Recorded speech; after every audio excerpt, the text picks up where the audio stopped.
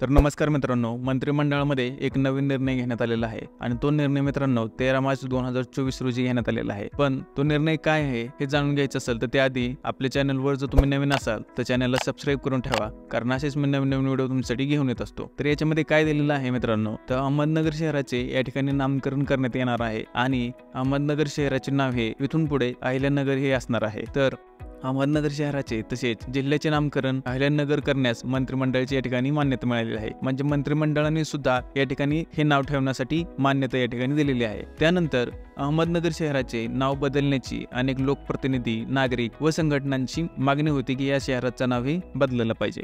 विभागीय आयुक्त नाशिक यांच्याकडील माहिती व अहमदनगर महानगरपालिकेचा ठराव देखील राज्य शासनास या ठिकाणी प्राप्त केलेला आहे। तर मित्रांनो, गृह मंत्रालयाच्या सुधारित मार्गदर्शक तत्वानुसार अहिल्यानगर नामकरण करण्याची शिफारस सुद्धा या ठिकाणी करण्यात आलेली आहे। त्यानंतर केंद्राची मान्यता मिळाल्यानंतर अहमदनगर जिल्हा, तालुका तसेच महानगरपालिका यांच्या नामांतरणाची कार्यवाही महसूल व नगर विकास विभागाकडून करण्यात येणार आहे। म्हणजे आता अहमदनगर जिल्ह्याचं नाव बदललेलं आहे, पण त्यासाठी तालुका किंवा महानगरपालिका नामांतरणाची महसूल व नगर विकास विभागाकडून करण्यात येणार आहे कार्यवाही। म्हणजे त्यांच्या सुद्धा नावामध्ये तालुका आणि महानगरपालिका यांच्या नामांतरणात सुद्धा या ठिकाणी बदल करण्यात येणार आहे। तर अशा प्रकारचा हा निर्णय होता मित्रांनो। अहमदनगर शहराचे नाव हे आता अहिल्यानगर या ठिकाणी असणार आहे। जर तुम्हाला ही माहिती आवडली असेल तर लाईक करा, जर काही शंका असतील तर कमेंट करा आणि जर तुम्ही या चॅनलवर नवीन असाल तर चॅनलला सबस्क्राइब करून ठेवा। धन्यवाद। जय हिंद, जय महाराष्ट्र।